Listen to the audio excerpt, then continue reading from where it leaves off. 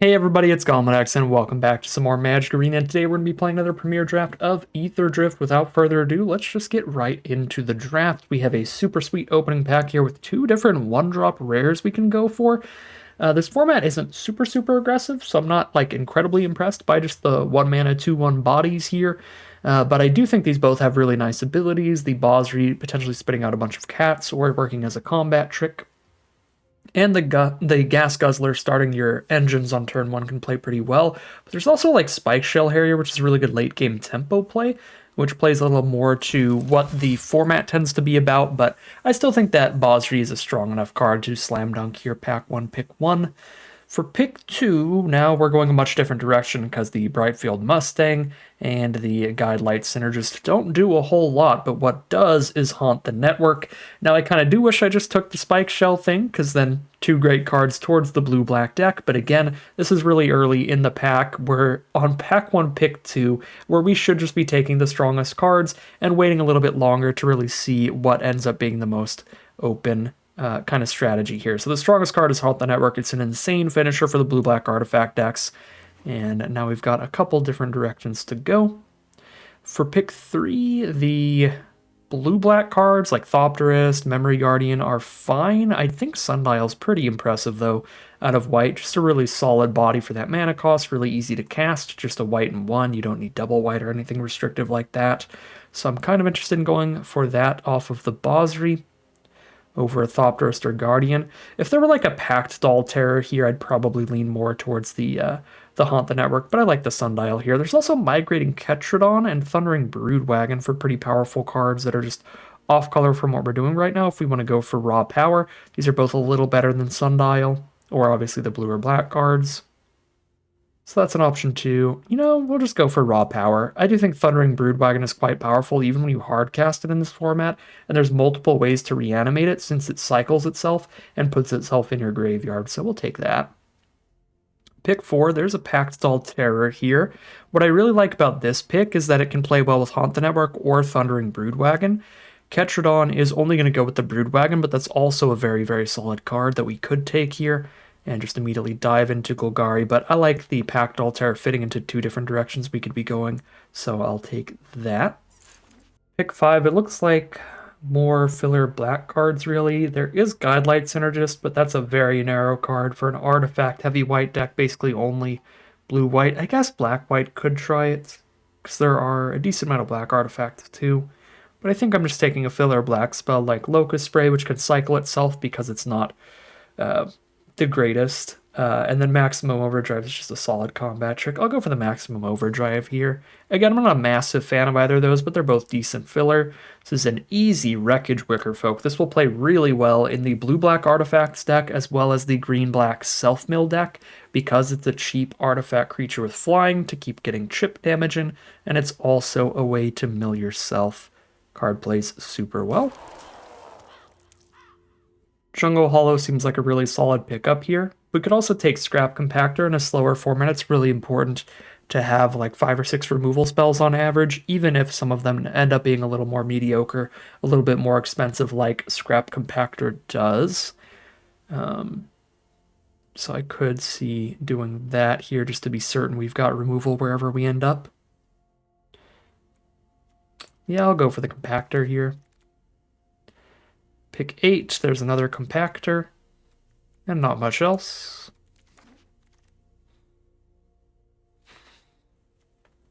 Pick 9, we have the Gravestalker, which is a fine synergy card for green-black self-mill.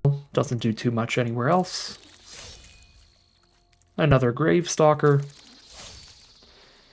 Javanier's pretty filler, but we're quite locked into black at this point.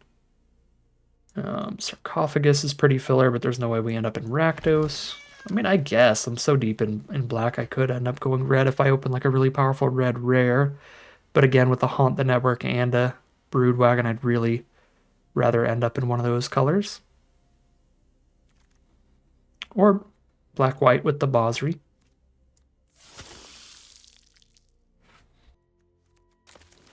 Ticket Tortoise is the last card from pack 1. Pack 2, pick 1. Skystreak Engineer, Migrating Ketrodon, a decent blue and black spell. Ride's End, a decent white removal spell. So if we wanted to lock into those colors, those are fine cards, but not massive reasons to go there, whereas the Carrion Cruiser is going to be a solid playable for any of these 3 different decks we can go for. So I'm going to take the Carrion Cruiser. Pack 2, pick 2, double Haunt the Network. That's a pretty massive reason to try to draft a million artifacts and go blue-black and really drain our opponent out, get all that flying damage in as well. Yeah, double up the Haunt the Network and go for it here. Now we have another Bosri, though, too. Jeez. Double Bosri or double Haunt the Network in the deck. I suppose, technically, this is a 5-mana card that requires a single blue mana. Could be a weird black-white artifact deck and splash Haunt the Network if we find blue dual lands. Here's a Grimbauble that's going to be great removal for us no matter what, but it's also particularly good when we care about having a lot of artifacts on board. Pick 5, spin out and a Grimbauble here. I am happy to be in black. I'll take the spin out. Here's Voyager Quick Welder towards the weird kind of black-white artifact deck with the blue splash here.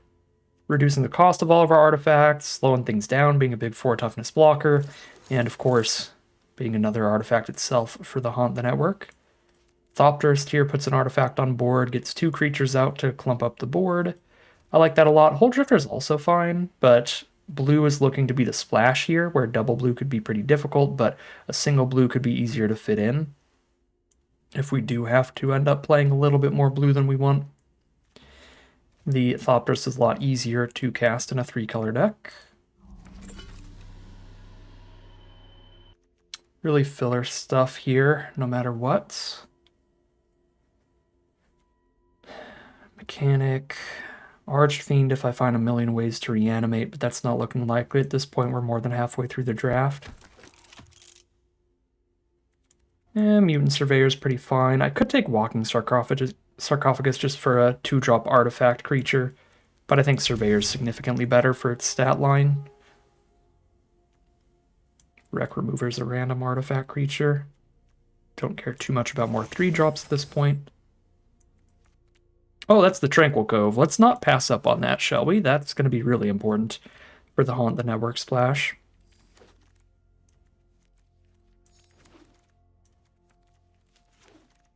There's a chance we play Roadside Assistance, but I think it's pretty unlikely. Okay. Gallant Strike for more removal. I'm on Bauble, Double Compactor, and Spin Out. I could use more removal, but this only kills the big stuff. Back on track to try to reanimate some Gravestalkers, I guess, is okay. Splashing in Broodwagon just for the back on track reanimation is insanely bold, because we're not going to put any forests in here, so it'd be like, well, if I draw exactly back on track, I can reanimate it, and otherwise it's 2-mana draw a card, which is pretty bad. I don't think it's back on track here. Yeah, I'm going to go for the Gallant Strike.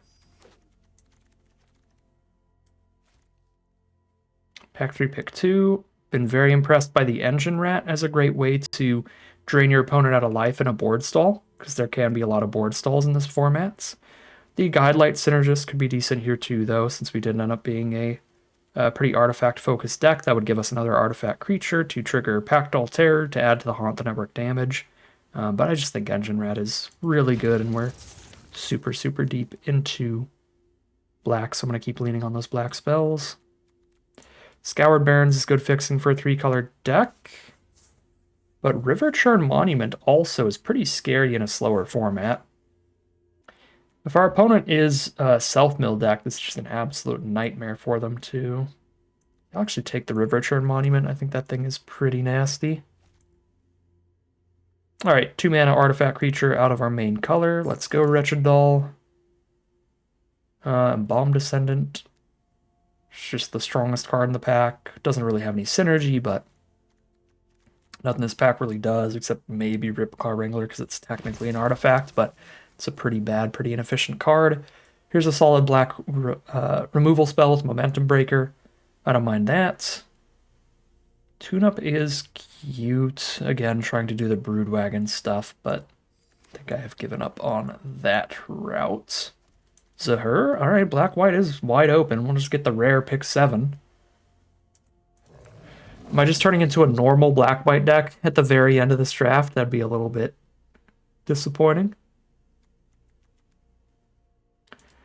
But it does sort of look that way.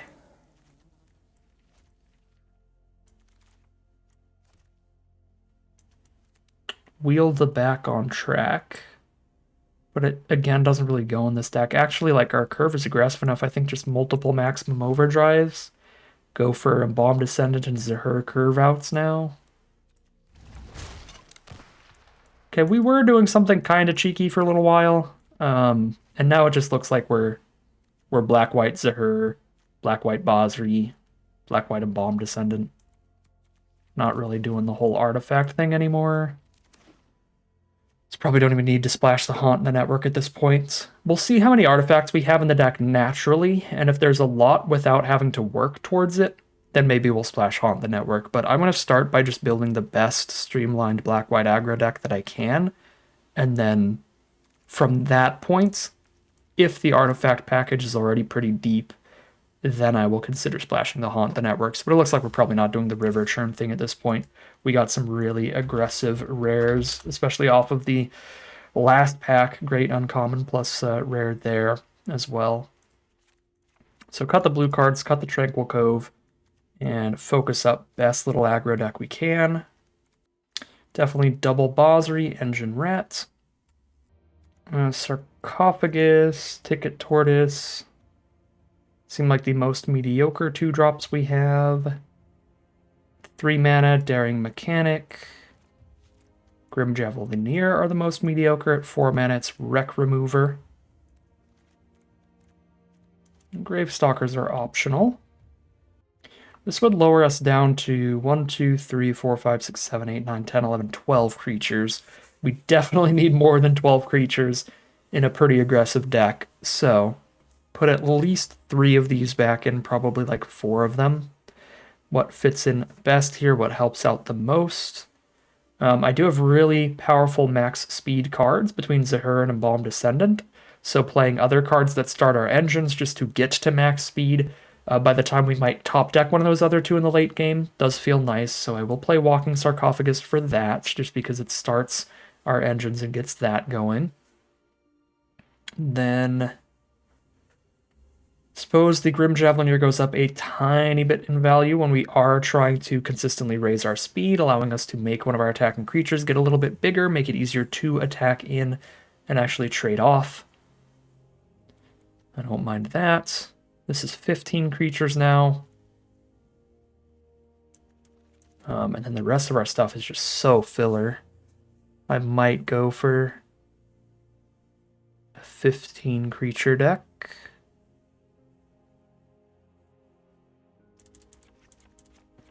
Yeah. 15 creatures, 17 lands here.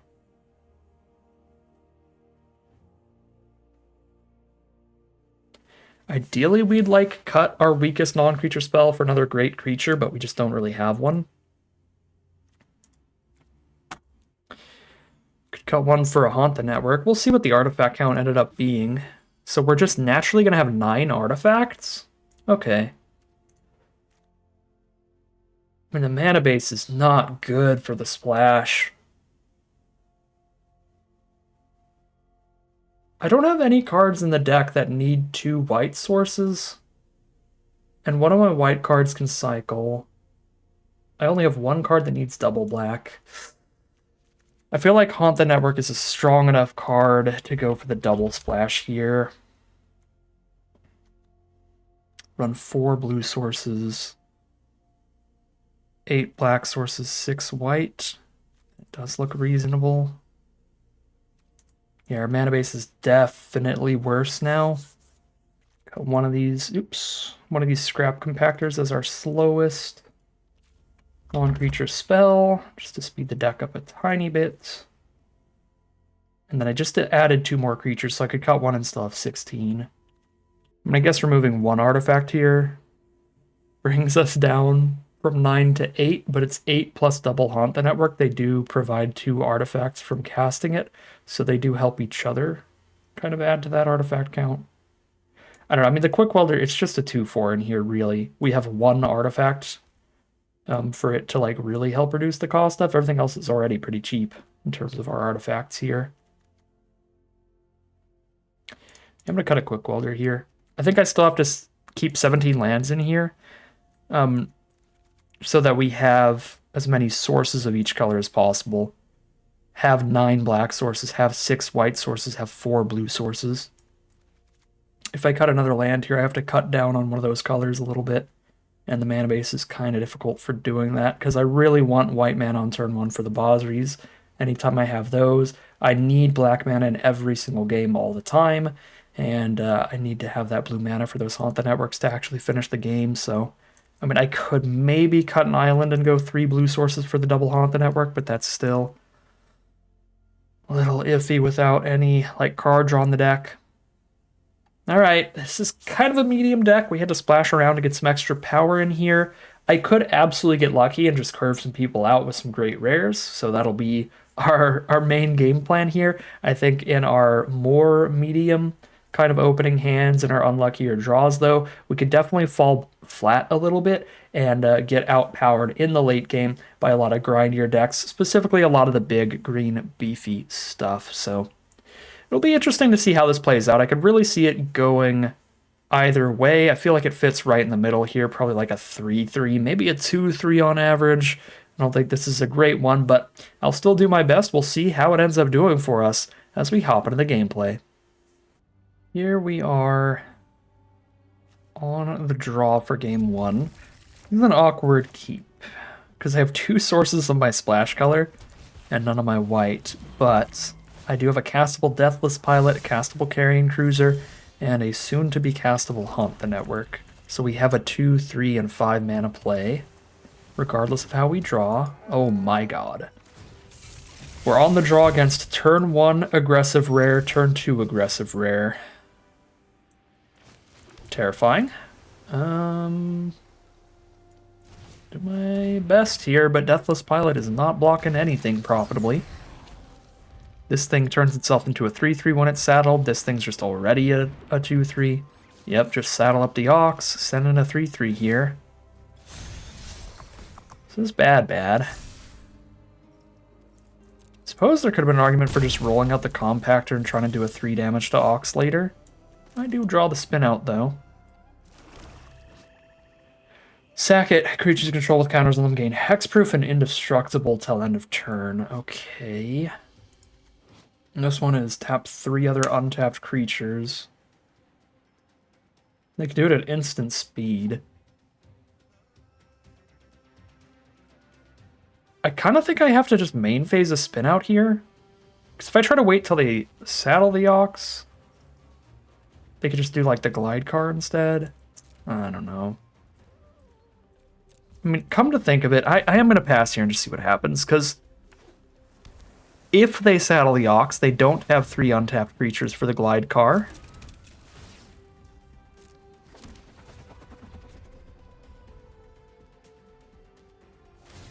I mean, they can, like, crew the glide car naturally and attack for 2, but that's, like, not gonna put the +1/+1 counter on the glide car or anything.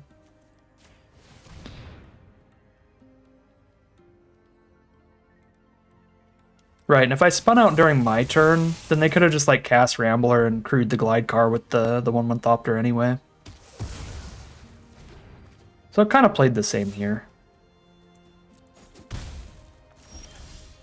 Okay.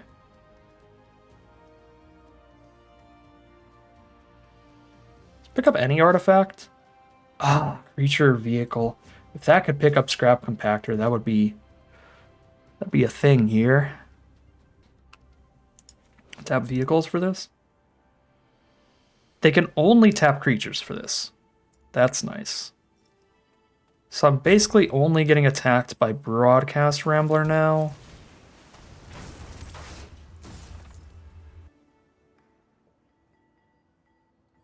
I think I have to hold Compactor up so that if they do animate the glide car, oh sweet Jesus, I'm getting attacked by both. Yep, 2 creatures off 1 card is really good on this board. Yeah, if they have the 3 creatures on board to activate Glide card, I think it gets the +1/+1 counter before I get to shoot it for 3. Yeah, that's disgusting. Wow. I can't even, like, shoot it for 3 before it becomes 4 toughness. So I have nothing here. Yikes.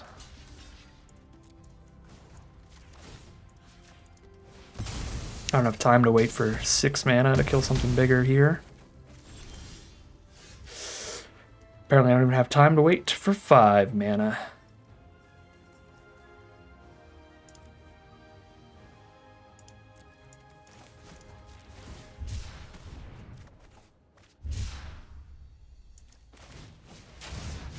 Well, that's most blockers I could play this turn. With or without the cycle. There's the Hole Drifter.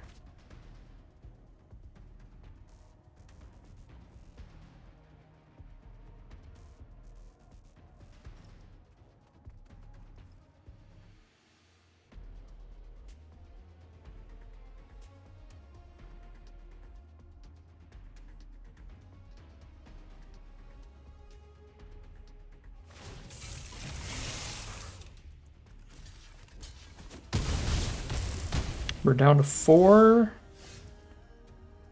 I don't think this survives, but it's obviously the closest to living, because it's 2 blockers plus a little bit of life gain.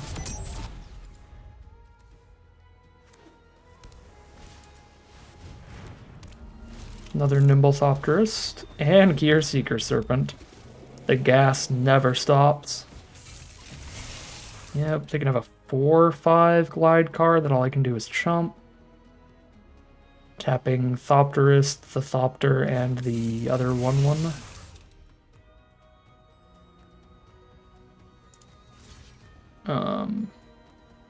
They chose to crew it instead. Does that mean this is lethal on board? No, I go to 1.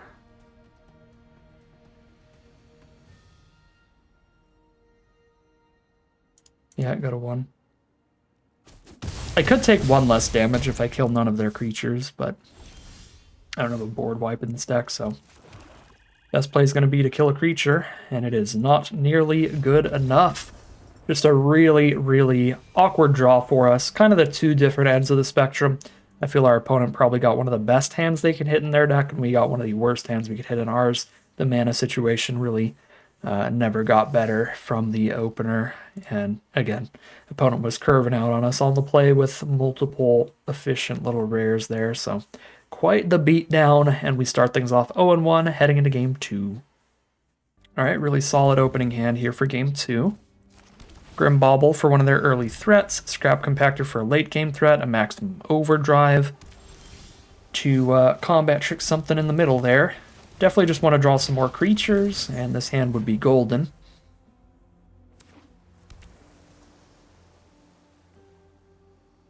If we don't draw any more creatures, we're just going to be sitting on our butt here. Alright, Engine Rat. Not the scariest creature of all time, but a perfectly fine one.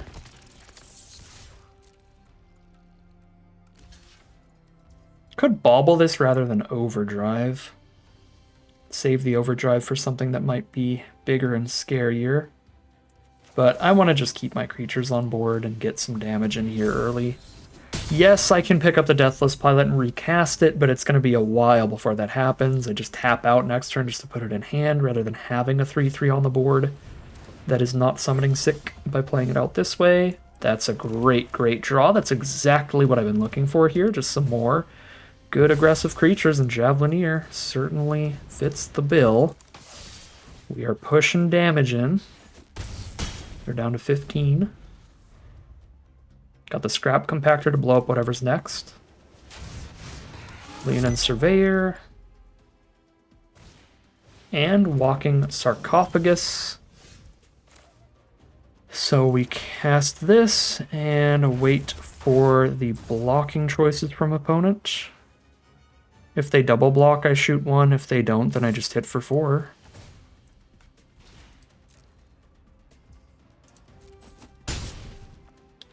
We get to Surveil with our Grim Bauble during their end step. I don't even know how valuable Surveilling is right now, because almost every draw in our deck is good right now. I think the only thing I wouldn't want to draw would be one of our blue spells. We only have 2 of those. But if I get like a land, that's not a problem. I've got an Engine Rat on board to start shooting them for 2 a turn, and if I hit any non-blue spell, just cast it to keep the pressure on. Okay, Memory Guardian. I do have 4 power attacks thanks to Grim Javelineer, so that should be fine. So I think I do still Surveil here, but as I was saying, I don't really mind land draws, so I think any draw is fine. Wickerfolk Sarcophagus. Okay, Sarcophagus is a pretty bad draw. Wickerfolk isn't horrific, but honestly just a land would be better than that, so I think most of our draws are actually better than Wickerfolk too.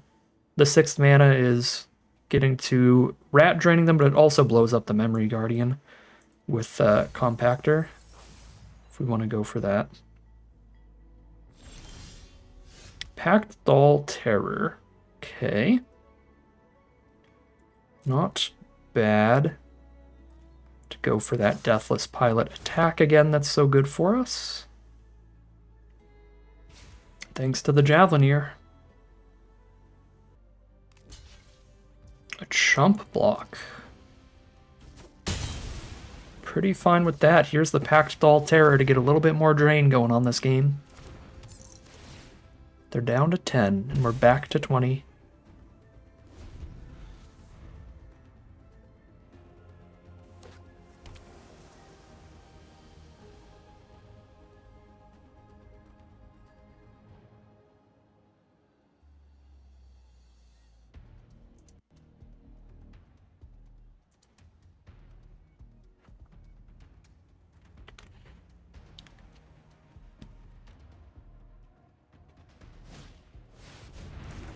Gentian Chariot is a big one. Delete our best creature and have a 6/6 up on blocks. Okay, it's crew 3, so they don't have it up if they attack with their 3-power creature. And that is the removal for it.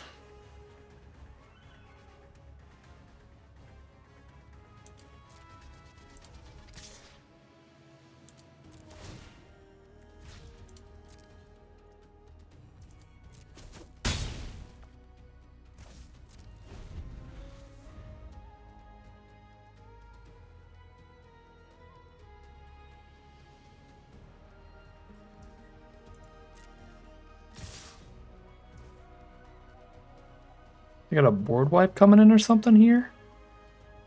I guess they might need to lock in max speed for something. The only way to stop them from getting max speed is to Compactor the Memory Guardian and chump the Surveyor.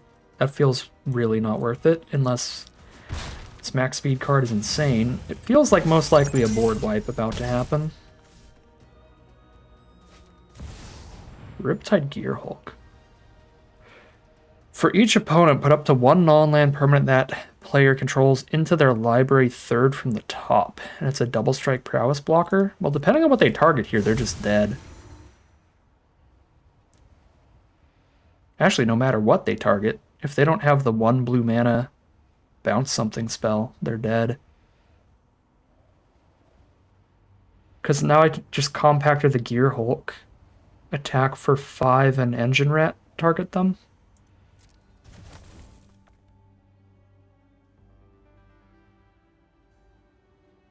If they have the 1 blue mana bounce spell, they bounce Javelineer. We put them to 1. We still probably win.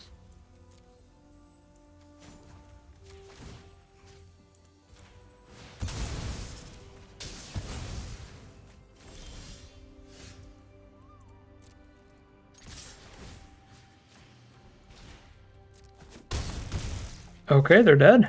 They didn't have the bounce spell. That would have been their opportunity to bounce Javelineer so that they go to 3, and then the rat activation puts them to 1, but they did not have it.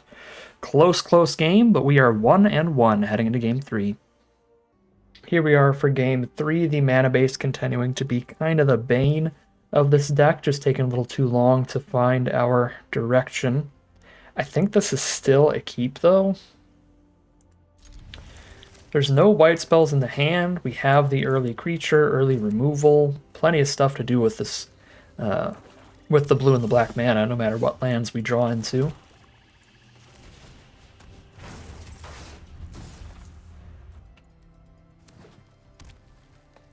Our opponent's on Golgari. They do not have a turn to play. Unfortunately, we do draw a white spell, but at least it's one of our stronger ones for whenever we do hit the white mana.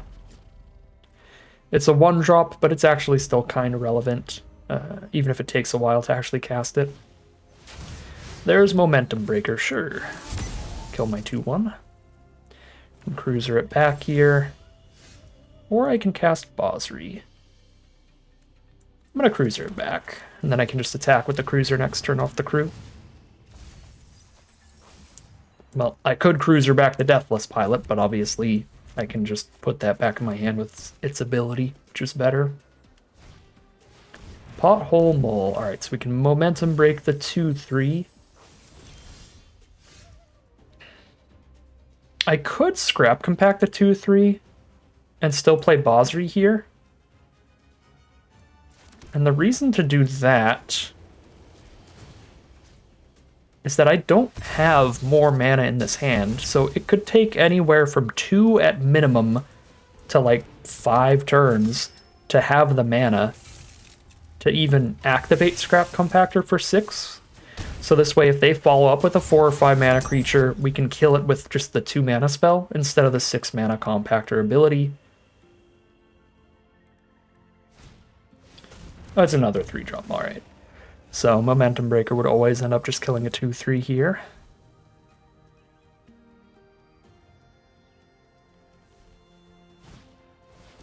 Gravestalker. Okay, if I can find a way to deal with the Pothole Mole before...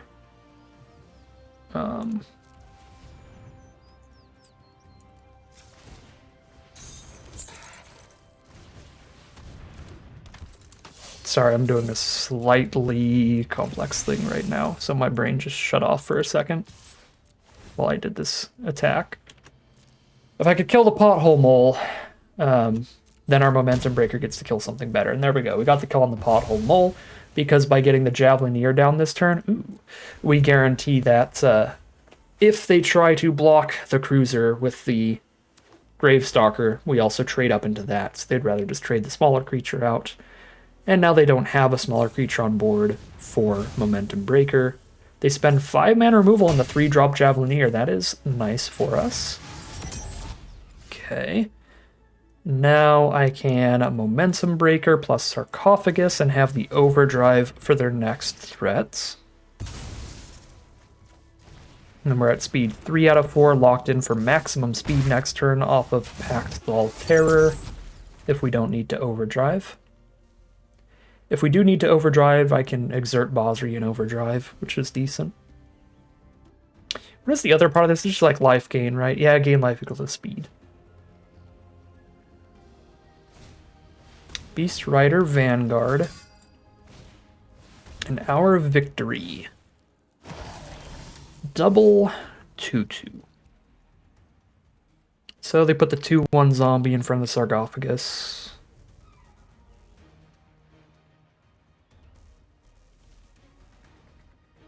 Max Speed Embalmed Descendant is pretty powerful.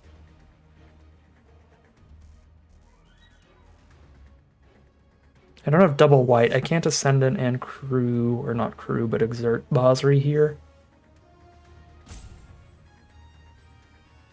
I can hit max speed just by playing the Pact Thrall Terror, so that kind of feels like where we're at.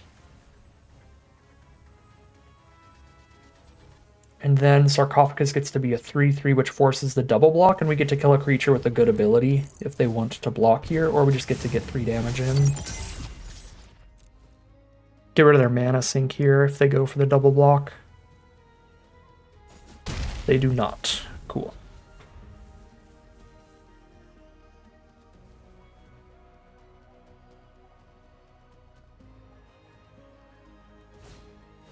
Fang Druid Summoner. It's either kind of bad if they grab the 2-mana 3/2, or really bad if they manage to draft the 9/7. Although I have the maximum overdrive to deal with that eventually. Oh, they got one Gibberic Omnivore and it was already in their hand. That's definitely a bummer for them. No value from the summoner. Okay, they have one reach creature and I have one maximum overdrive, so we can start the Haunt the Network train here. Ripping away at their life total.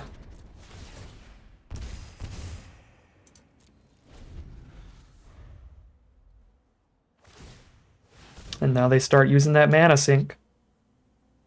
Beast Rider Vanguard digs for any permanents in their top 3, so you can find a lot of stuff. Finds Lord of the Undead that can keep picking up zombies from their grave, which they don't have any. Might have been a little bit of a rare draft for our opponent. I guess it works with the Hour of Victory. Makes that a 3/3. It does give the +1/+1. Second Basri. Well, that gives us a hexproof indestructible cycling trick if we need that. But I don't need that. Embalmed Descendant's ability is really, really scary here. Alright, so we know that they're going to block and we're going to maximum overdrive and then have 3 power in the sky to get this game over with pretty quick. No blocks works for me too. Can hold on to the overdrive for later.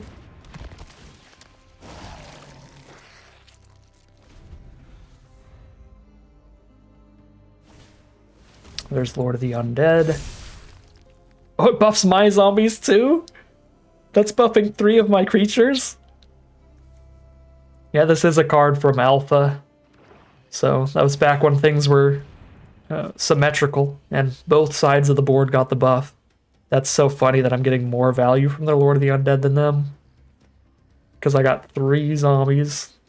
That's so goofy. Alright. I'm not like 100% sure, but because of Embalmed Descendant's ability, I am somewhat confident we can find lethal here. And if I don't, I'm giving 2 of my creatures indestructible here, so we can make the combat really profitable no matter what. Yeah, math is for blockers on this one until the blocks are declared, and then I'll figure it out.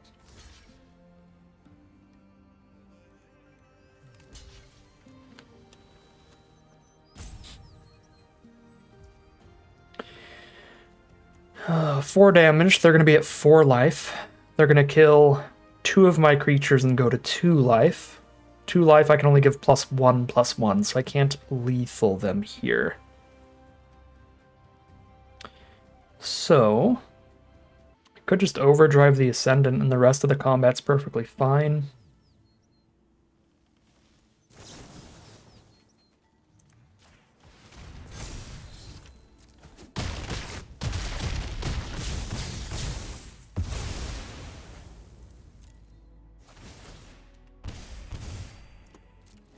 I'm just holding Basri's cycling here. We're just so locked in for the kill next turn if the board state doesn't change. The board state does not change, and we are 2-1 heading into game number 4. Alright, here we are on the play for game number 4. I have the Wicker Folk to surveil towards islands, just mill anything that isn't an island. Trying to get to the Haunt the Network as our 5-drop. We have the Flying Wicker Folk threats to go with the Start Your Engines for Momentum Breaker to work up our speed here. Overdrive is not a horrible card, but I'm pretty sure I'm just digging for more threats and blue sources right now, so sorry, Maximum Overdrive. Also want to dig closer to another creature or vehicle so that Carrion Cruiser actually does something with its enter effect. Okay. I don't have anything in the hand that cares about max speed, but if the Gilded Goda does not die for any other reason, then it's just gonna be sacrificed to Momentum Breaker later, because it's likely to be their smallest creature. I don't know, I also do have, if I top deck a Swamp, a double spell play next turn, Pilot plus Breaker, but that's only if I top deck a Swamp.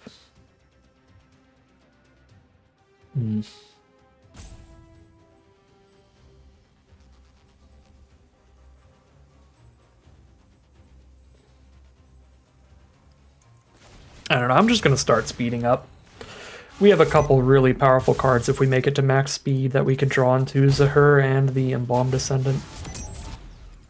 And again, if we don't naturally end up trading into the Goda somewhere in combat, then Momentum Breaker is always just going to kill that. It's always just going to kill the weakest creature on their board. Deathless Pilot to hold off the Catalyzer. And just get more time to have some kind of artifact or creature end up in the grave for Carrion Cruiser naturally, or some kind of creature or vehicle before we cast it to make sure that that draws us something. Even if it just picks up a Deathless Pilot, that's better than nothing. Then I don't have to spend the 4 to pick up Pilot later. Okay. I think we just gained the 3 here. While I have open mana that I'm not using anyway. That is wonderful. I am happy that I put in some work on my max speed here.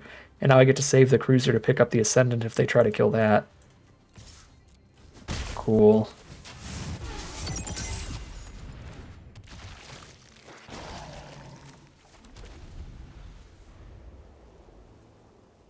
What does this thing even do? If you activate an exhaust ability, put a +1/+1 counter on it? Okay. I could kill everybody. I have to lose Embalmed Descendant to do that. Okay, it's better to do it this way. But then I have the Carrion Cruiser to pick up the Ascendant, and I drain them for a little bit of life here. If they have any combat tricks, it's not the end of the world. Because these are basically just 1-for-1 trades on board. The Ascendant came with this zombie. Oh, they're just going to trample? That's very fine. Cool. That's 2 technically 1-for-1 trades. And we drain our opponent throughout it, and then I get to Cruiser back the Ascendant. That's the blue source. Cool.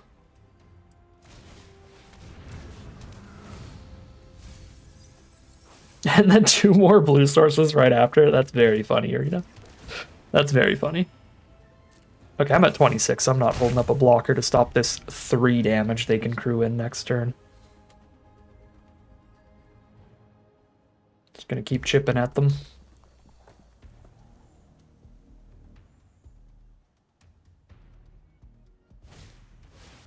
Velocitor. That buffs up the vehicles, doesn't it? +2/+0 trample. Yeah, that's 5 damage this turn, actually. But they'll have no blockers up for our 3 damage off of Cruiser. Cool. Cool, cool. Not quite enough mana to do both these things. Oh, and I don't have double black, so I can't even, like, Ascendant plus pick up Pilot. I think I'm on the network, then. Getting these evasive threats going, getting the swing in with Wicker Folk as well.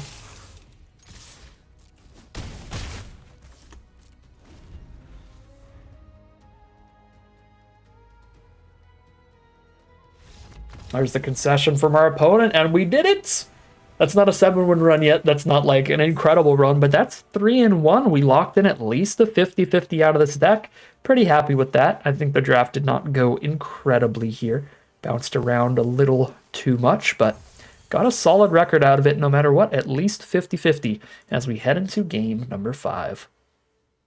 Their scariest curve out hand so far, but we are on the draw, which gives our opponent more time to find the tools to block all this stuff. And they're a green deck, which means they have some cards that are just particularly good in these positions. Okay.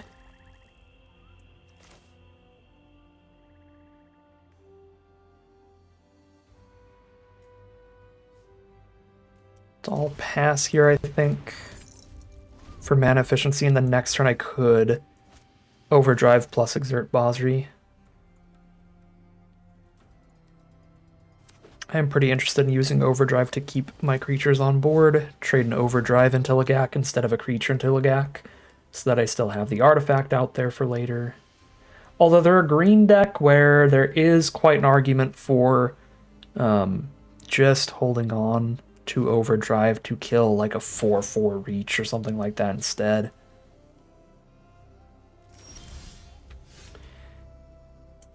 Yeah, perhaps just play a Mutant Surveyor pass.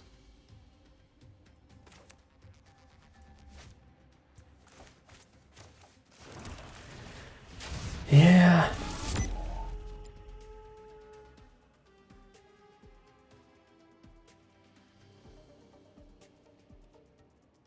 You know, I probably should have just offered the Bosri trade for Lagak like turn 1, and then I could get to like the Wretched Doll in here. At this point, if I trade Bosri now, it's right before a turn where I'm going to have nothing to do with my mana anyway, so I feel like I'm definitely just exerting Bosri next turn. Scurryfoot is the kind of green card that is really, really good against quick decks like this. Okay, I draw Pact Altair, and I will continue to stare at my opponent then. Because now we're just going to play that and then play Haunt the Network. Yep. They do have double blue open. There is one counterspell they could have here. There's a common counterspell. But they don't have it, which makes me happy. Pact Doll has arrived. Haunt the Network will be massive.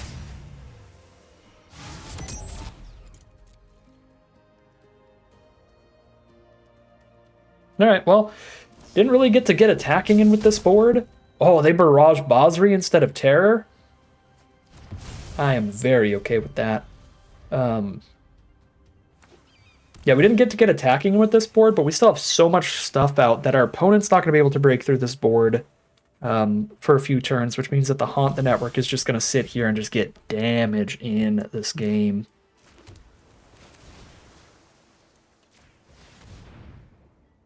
It was like 6 damage just by casting it. Thanks to Pact Doll Terror. Okay, they have double barrage. That makes more sense then. So it'll just be 3 damage off the cast, but then a bunch from the flyers over time.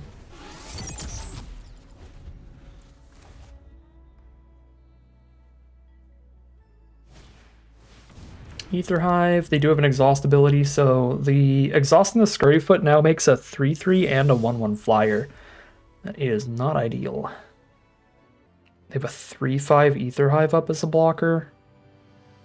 Can only overdrive 1 creature. They don't have a reach card at least.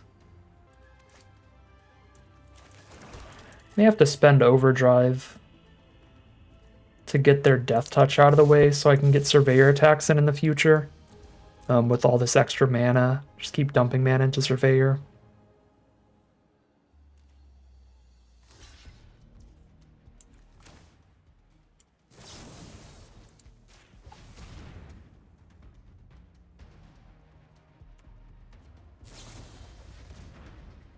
Okay.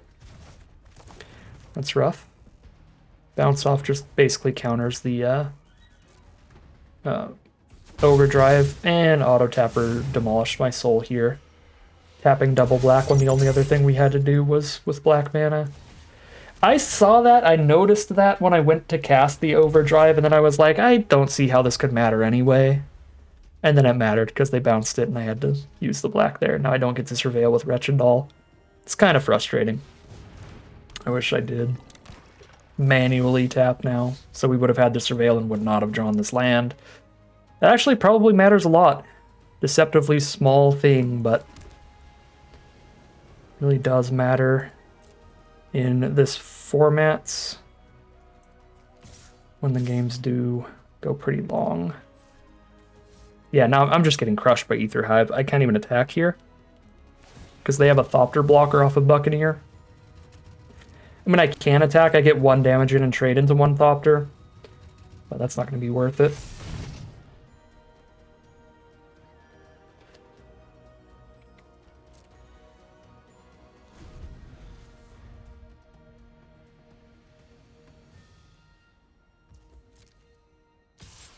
So we are now in the exact position that I was worried we would be getting in frequently in this format, which is a grindy top deck war against a green deck. And I just don't think you ever win these with this kind of black-white kind of aggro sort of deck here.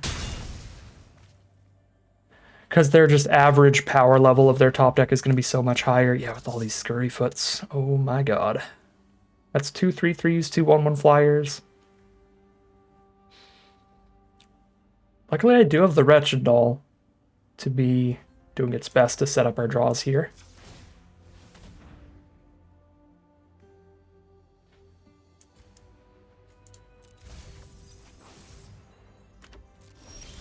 Ooh, and they just didn't even notice Mutant Surveyor's ability, apparently. What is, like, what on the actual planet is with Auto Tapper? It wanted to do double black again.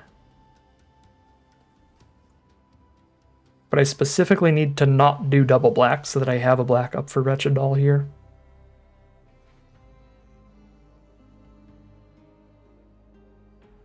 And I can play Scoured Barrens the same turn I do everything else.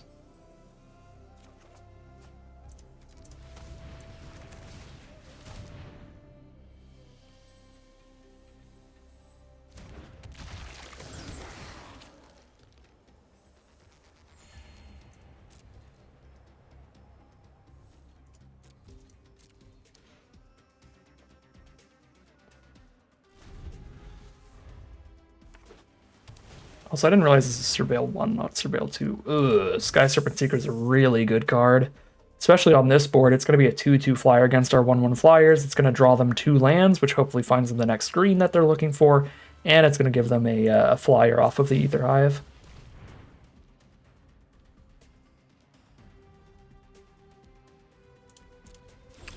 I don't think I can just ditch that. But it's not insane here.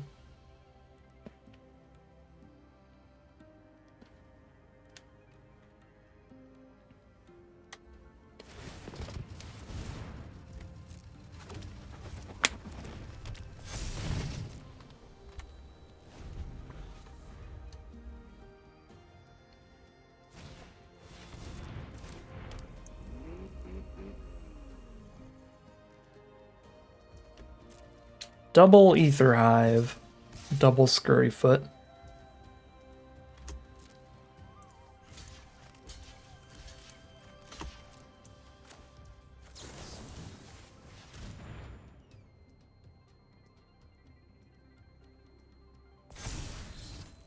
That's 4 more 1/1 flyers. 2 3/3s.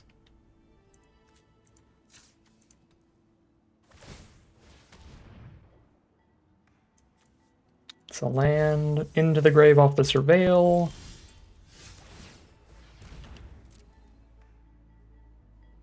Haunt the Network.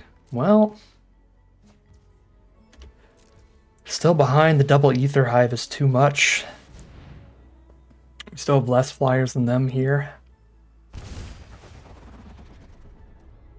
By quite a lot.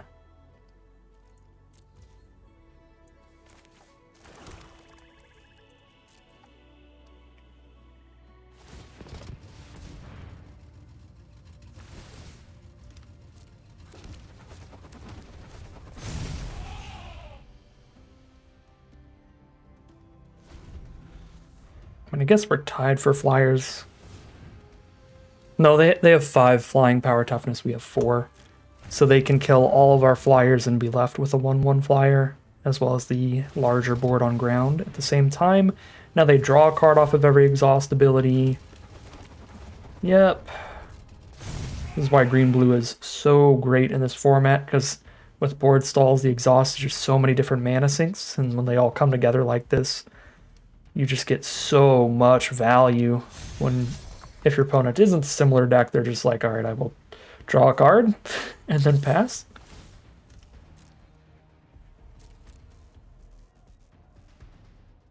What is the saddle attack about? I guess I might as well just actually start getting some damage in so we don't both have to sit here forever. Oh, I forgot to surveil there. Well, that means we're going to start surveilling in the end step again. It's still only 1 surveil per turn, no matter when you do it, whether I do it in their end step or our upkeep.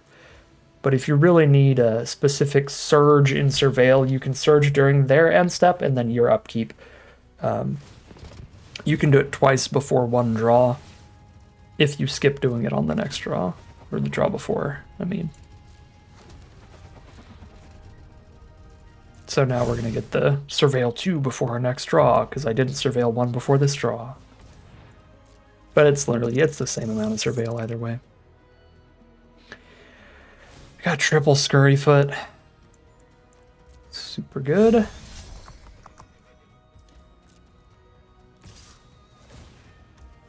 Okay, I'm just gonna move on. This game's gonna take another like 10 minutes to lose, but it's more than losing enough. Alright. 3 and 2 heading into game number 6. Double Haunted Network. For the top end, we have all 3 of the colors, so we know we're gonna get to that. Only gonna be one other artifact on board currently, but the Haunted Networks play into each other, where the second one counts all those first artifacts we played, and so on. Our opponent is the blue-black artifact deck, starting with the Wretched Doll and Surveilling in their immediate upkeep, which means they probably kept a 2-lander. If they're going to Surveil that aggressively, they probably are specifically looking for lands here, and have nothing else to do for that 2-mana anyway. Yeah. Alright. Well, that is a great draw for this position. I actually think Mutant Surveyor is better at getting damage in for the start your engines. But the Ascendant will obviously be really good later. I'm just going to play the Surveyor first because we know, like, with the buffs, going to definitely get in. And it hits just as hard as Embalmed Descendant if I just buff Surveyor and play Sarcophagus next turn. Sure, and that's going to be the place that I have another artifact on the board to go with these Haunted Networks we're going to start jamming. Boom.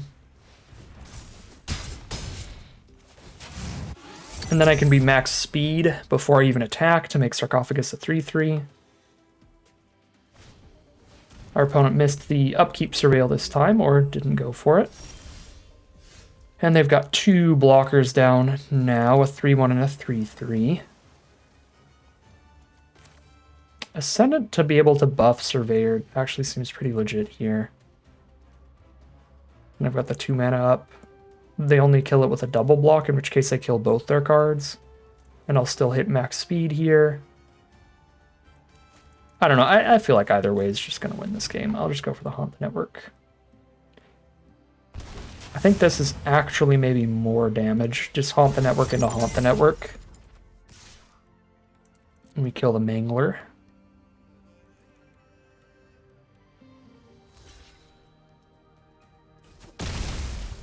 Which opens the attacks with the rest of the board.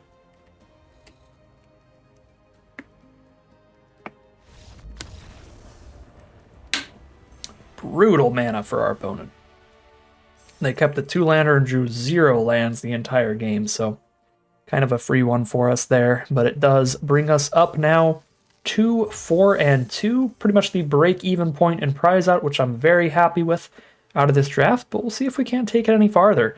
We're 4 and 2 heading into game 7. All right. This could be another mana problem loss. Because I think we keep this treated as a mold to 5. Like, if I mold to 5, would I keep Island Swamp, Pilot, Breaker, Surveyor? 100% would. And if we do hit a Plains in the first few turns, this hand is really powerful.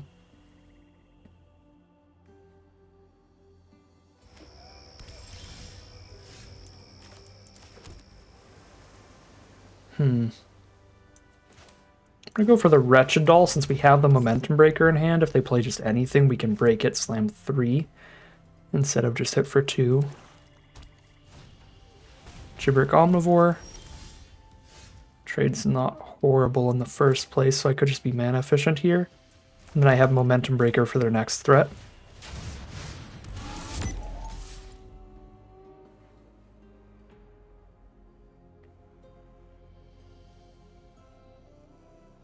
I would be very happy to connect. All right.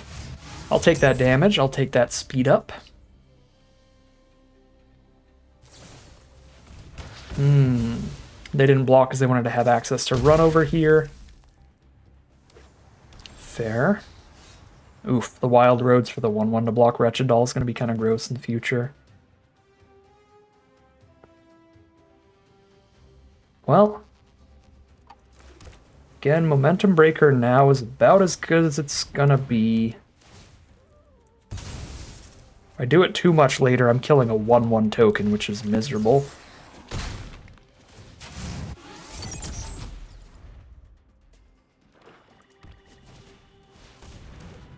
And there's a Summoner, which reanimates the... Well, doesn't reanimate, it puts it back in their hand, the Omnivore.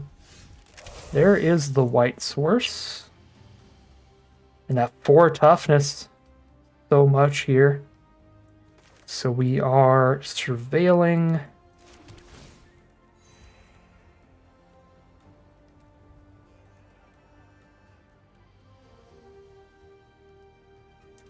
Yeah, we're going to surveil.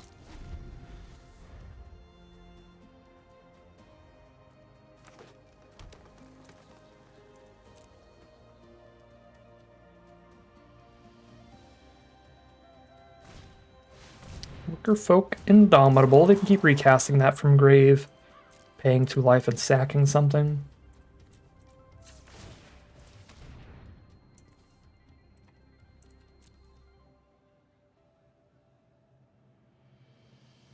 We double spelling.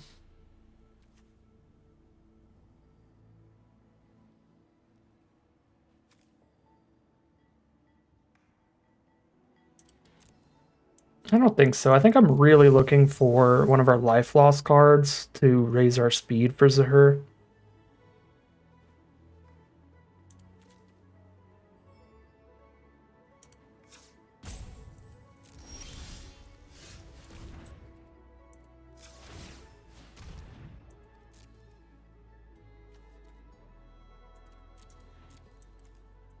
Not what I'm looking for.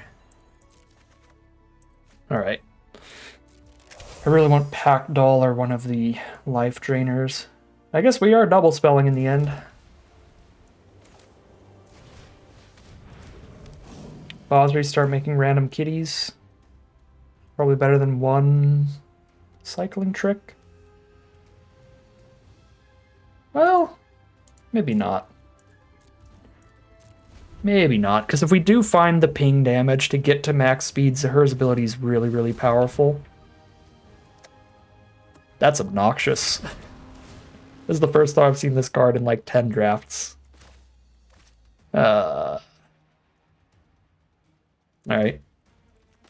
Yeah, I don't think you have to play around discard spells in this format because they're not very popular or good, but they do exist and sometimes you're going to get hit.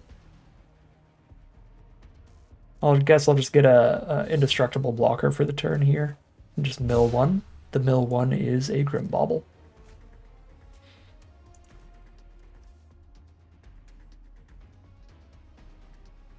Oh, this isn't target creature you control. Well, that's good to know in the future, but I do have a cat. Zahur is a cat. So it still protects Zahur, which is cute. So our whole idea of, well, I can hold this to make sure that Zahur sticks around was correct, weirdly. Even though I didn't know what the card did, it still technically did give Zahur Hexproof Indestructible, and would give Zahur Hexproof Indestructible if we needed it. Javeliner.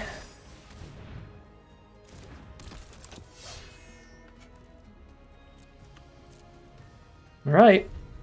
We're just trying to sit here and play out our games pretty quick.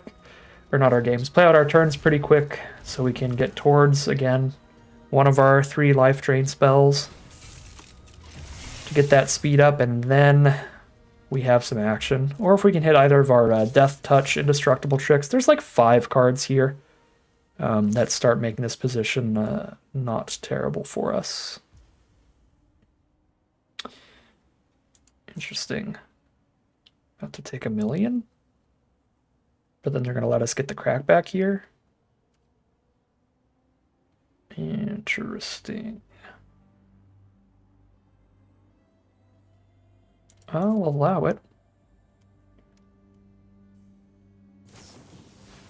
A +2/+2? Okay, so they're just trying to get a free kill on something. Yeah, I'll take a little bit of damage. I mean, a lot of bit of damage, but...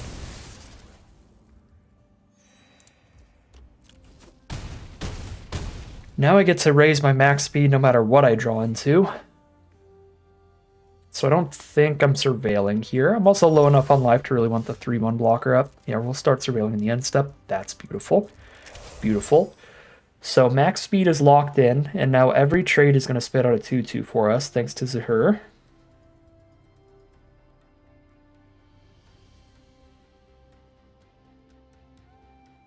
Three, 4, 6, 7, 8, 9, 10, 11, 12. 1 damage off of lethal if they didn't block here.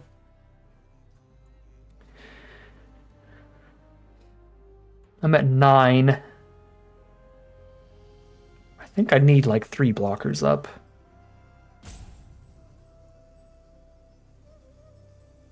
How do I not die to a removal spell? Is 2 blockers enough? 2 blockers, they removal spell 1. I've got a single blocker to block a 4/3. Let's say they top deck a creature, they play it and crew this with that creature they top decked. Then I can go block there, take 4, 5, 6, 7, 8, 9, 10, 11, 12, 13. That's super lethal if they top deck a creature plus have removal if I hold 2 blockers up. If they only do one of the 2 things, crew this with that, removal spell 1 blocker, I have 1 blocker against these 3 and I live. So unless they have both a creature and removal spell, I can live while attacking with 2 creatures and try to get the crackback kill. And if it's the wrong removal spell, Indestructible could get us there.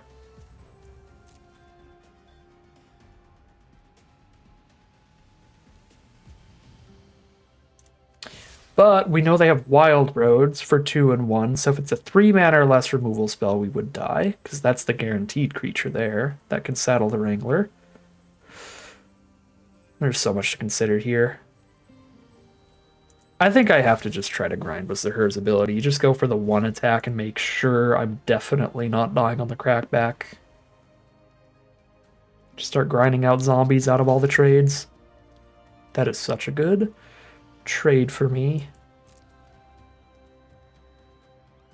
I mean, I'm not at max speed anymore, but I'll just pick the Deathless Pilot right back up. And I surveil one as well, right? Yes, I do. Tranquil Cove, get out of here. So we're going to put the pilot back in our hand and cast a max overdrive. I want to hold up the max overdrive, again, because we're like so close to that speed. For Zahur, I really want to make sure Zahur sticks around.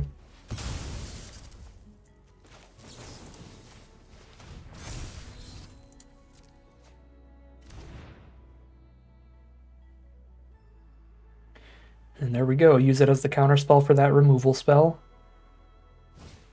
And they don't get to attack at all this turn because I've got an Indestructible Death Touch blocker if they send anything in.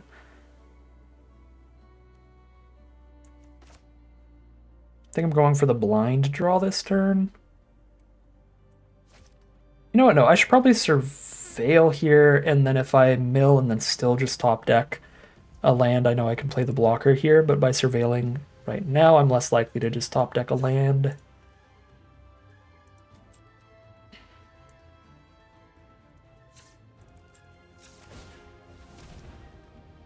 Spin out. Okay.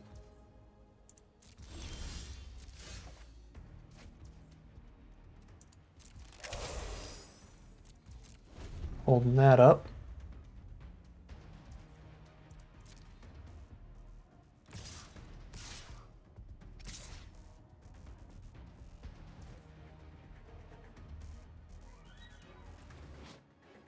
Sack an artifact or creature.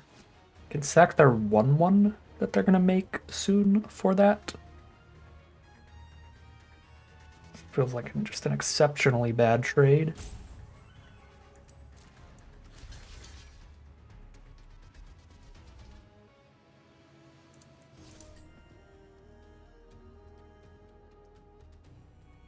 Trying to think about crackbacks here. They're at 14. There's not going to be like a crackback. Even spinning out the summoner, they'll have a 1/1 blocker up with Wild Roads, if nothing else.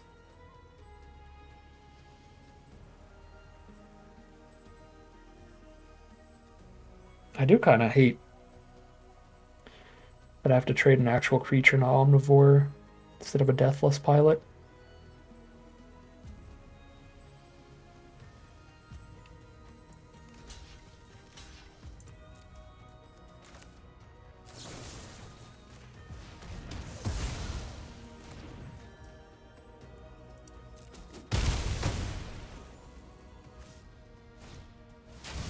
Mutant Surveyor. Mill land. Where's the life drain spells, please? One of the 3 in the top 20. 22, I guess, at this point, please. I can't not hold up the blocker here. We gotta go blind. Engine Rat. That's one of the spells, but I need 6 mana to use it.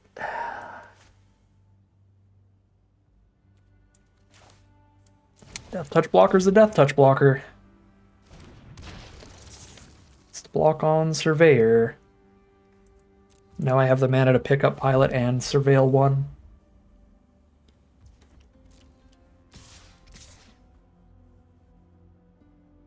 And then Indomitable's going to come back here.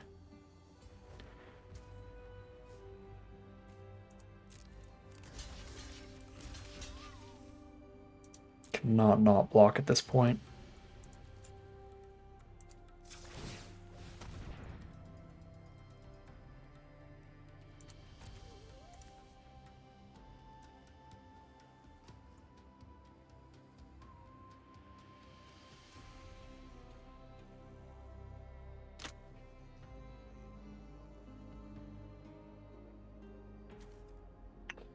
Pick up a Bosri. I could Cruiser, Bosri, and the 2/2 all in one turn.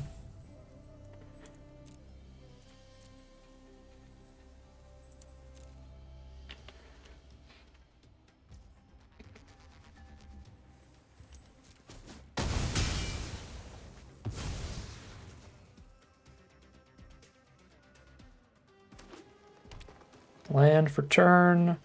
Activate the roads. Sack the 1/1 to get the 4/3. Looks like the probable play.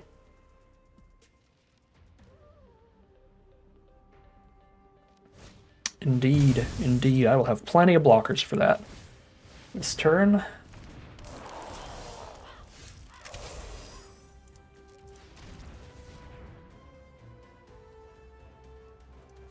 I need a black and 1, and I need a white. Up. Packthall Terror, you're such a bum.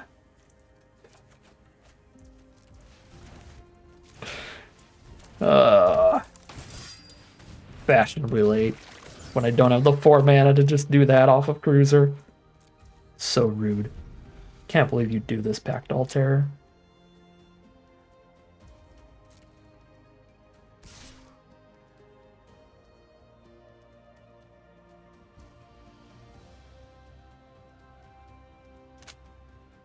If I top deck a land, I could pick up Recast Pilot and Exert Bosri in the same turn.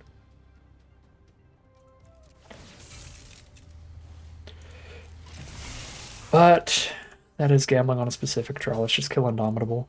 They don't have any like tokens or anything to bring it back at this point. If they top deck like a Grim Bauble, we're so dead.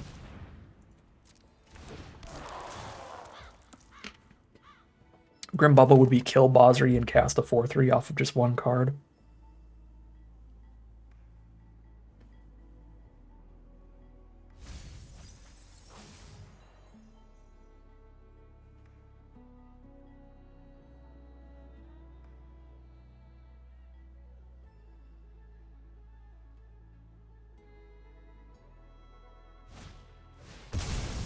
Sack the 2/4, keep the flyer here.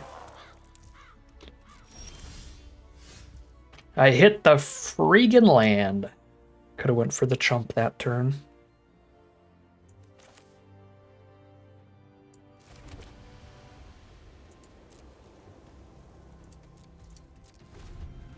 Start taking 1 a turn. For the foreseeable future.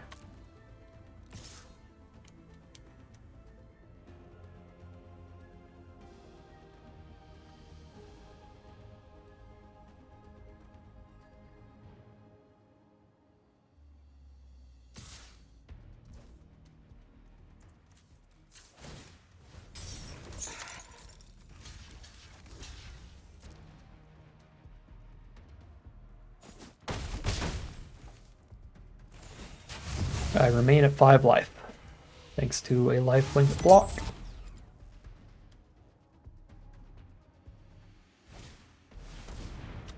Another Fang Druid Summoner. They've got the Omnivore Engrave.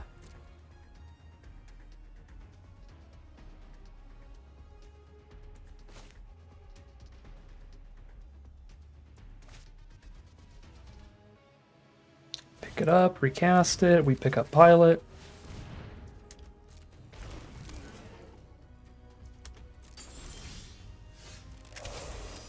I am 1 speed off Ascendant.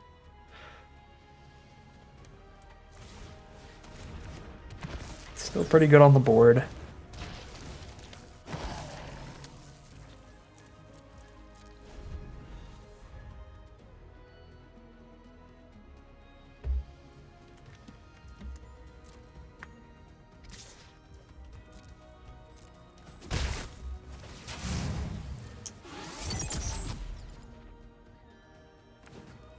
Can't believe I had to mill the Packed Altair here. There's 2 Haunt the Networks in the bottom 13.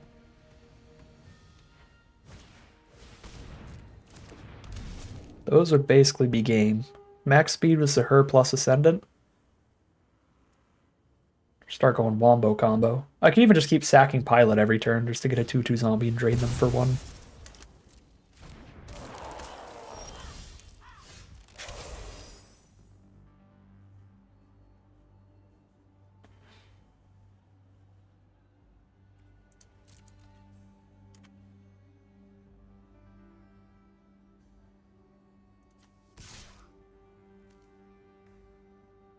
That's a cat.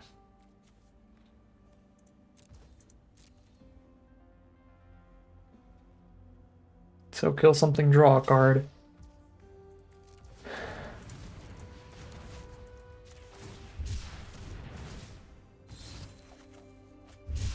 Okay. Scrap Compactor to kill the Flyer. And I'm under 0 pressure.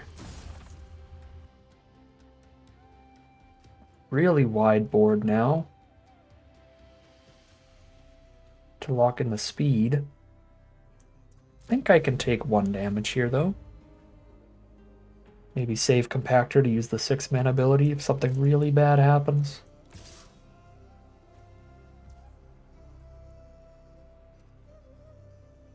Or just like blow up a blocker wouldn't be bad either. Yeah, I could use Bosri this turn instead. Oh right, they are at max speed now though. Yeah, I probably should have just killed it, just in case of a scary max speed card. They don't really have one right now, but they could in the future.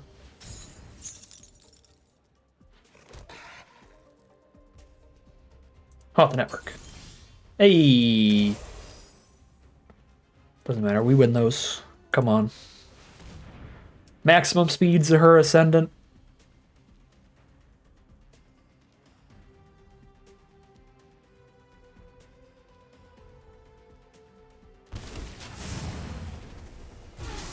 Ooh. We may have outgrinded a Golgari deck.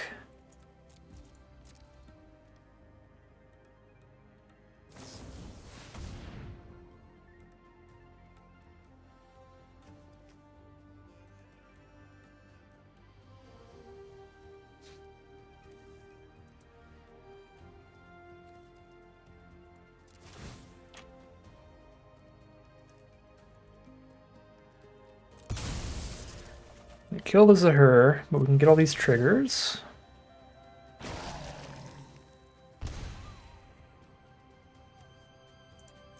Gallant Strike is not bad on this board. Boom, boom.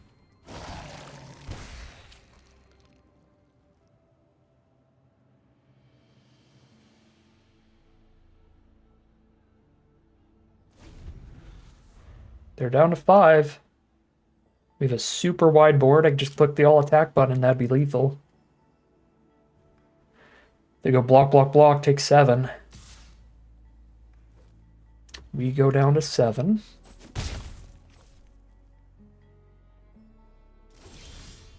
There's the Gallant Strike.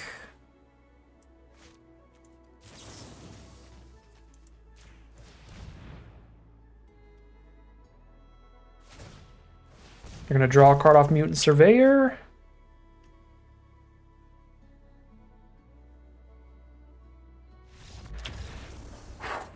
It is a victory in the end of the giant board stall. We both drew like 3/4 of our deck. We eventually finally found max speed with our absurd max speed payoffs. I will take that. I think we could have played the early turns of that game, I think, quite a bit better. I was really, really holding on to our Basri like for dear life. It may have been better to just be offering that trade early, and maybe that would have gotten us the more attacks in, because we would have gotten the 3/1 out of the way quickly, and then just the other creatures would start chipping in. We might have had max speed by the time we drew into those other cards, had we played out that early game more aggressively. I think it was a little too glued to trying to hold on to Basri for dear life. Like a 1-mana 2/1, just getting in and trading into a 2-drop is still pretty good work done by the card. I don't need to have it sit around making cats for it to be decent, so I think we want to play those out a little more aggressively in the future, working on our max speed. Working on just trading up into a 2 or 3 mana blocker. But either way, again, it did work out, and we are 5-2. We're in the money out of this draft, whatever happens from here, but I'll take it as far as we can. 5-2, heading into round number 8.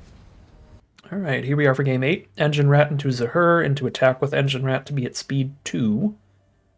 That would almost definitely happen if we're on the play, but we are on the draw, so we'll have to see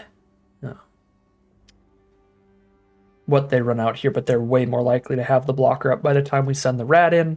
And because the Rat has a really nice late game ability, they are quite likely to just take the trade rather than letting us rise our speed. I guess I don't have the untapped white source, I lied. I can't play Rat into Zahur because I don't have the untapped. I have to just play nothing turn 1 and then Zahur turn 2.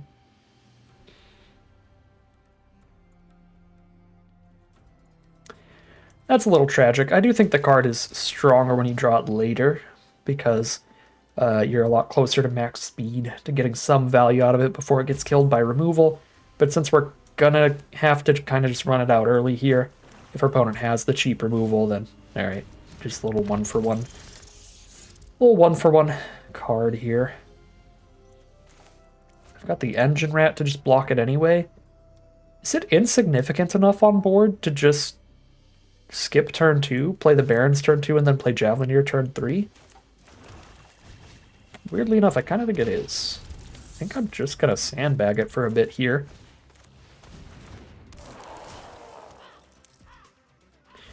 Wreckage Wicker Folk from our opponent's Golgari deck here.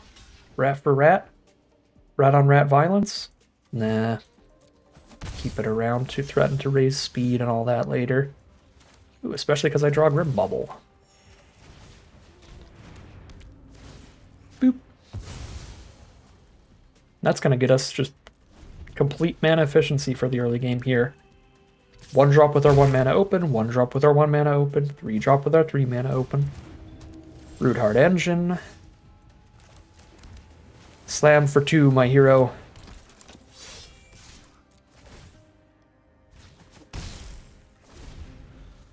Alright, they have the Broodheart Engine to reanimate the Archfiend, though, to consider.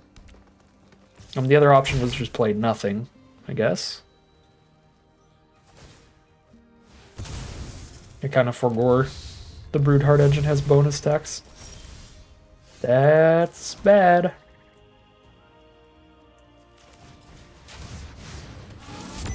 This hand kind of dies to the 5/5 flyer regardless. There's nothing here to kill it. Ah. Congratulations, you've won. Gonti has drawn 2 cards from our deck, even if we immediately find removal, and we don't. So they hit for 6, draw 2 more cards out of my deck. I mean, I can go chump chump, I guess. Yeah, there's not enough of a point to play it out. I'm just going to move on to recording another draft. 5-3 it is. Gonti is a filthy card, but I also played that out a little wrong. Because we knew they could just reanimate an Archfiend with the Broodheart Engine, I should have just played nothing on turn 3. Since they were so likely to just reanimate that, even if it only kills one of my cards, just getting a 5/5 flyer out on turn 4 is still a big game plan, so they were still very, very likely to go for that play. So if we played it out perfectly, we would have not played Javelineer. They would have reanimated Archfiend, killed the rat, and then they still would have just went Gonti, Archfiend, Wicker Folk, draw 2 immediately, and I would not have drawn removal, so we know they're hitting for another 6 and drawing another 2, and or not hitting for 6 and drawing another 2. They're forcing a double chump. They just make me discard a card for no value. Yeah. It was not gonna be winnable either way. So that is 5-3 for today's draft. That is a better record than I expected out of this deck, so I'm pretty happy with that. Our third loss was just a pretty absurd start from our opponent with some huge bomb power with Gonti. And our first 2 losses were mana issues. That is the worst part of this deck. The mana base is quite mediocre. This deck really showed off what I'm talking about when I quite often say that the more aggressive your deck is, the less you should be incentivized to splash, because hitting the wrong colors of mana just hurts that much more. You really need to try to curve out and get your damage in with these aggressive decks, trying to get to that max speed, and we couldn't do that as consistently as we saw in our first couple losses. We just had awkward mana stuff going on because we have an awkward mana base trying to shove the double Haunt the Network in here. That said, I do still think the deck ended up being a little more powerful having the Haunt the Networks in here, then running some more filler and having a better mana base. This is just the position we kind of left ourselves in this draft by not committing harder to a specific 2-color pair earlier within the draft. We bounced around a little too long. I got excited about a Riverturn Monument towards some kind of grindy kill plan, and then we just got to insane Orzhov start your engines aggro pickups in pack 3 that just locked me back onto that deck. Had I just been fully locked in there from the start off of the Bosries, we would have had probably a potential 7 winner here. So maybe staying a little too open in this pod, staying a little too bouncing around between the colors and ending up with a slightly worse deck for it. If these Haunt the Networks and some of the more filler creatures, maybe like Sarcophagus, were just some better white creatures as well, working the way up the curve, this could have been a pretty exceptional, potentially 7 winner deck, but with those issues in mind, we pull out a 5-win run with it instead, which is still pretty dang solid. That's still up in value here. 1,600 gems and 4 packs is the prize out today. But that is going to end today's video. As always, I'd like to thank my patrons and YouTube members for their support, as well as you for watching the video. If you enjoyed it and you're interested in seeing some more, you can always like, comment, and subscribe to tell the YouTube algorithm to send you some more in your recommended feed. If you'd like to catch me live, you can check out the Twitch channel in the link in the description below. And if you'd like to support the channel directly, you can check out the Patreon link in the description below. But other than that, as always, thank you very much for watching, and I'll see you again soon for some more Magic Arena.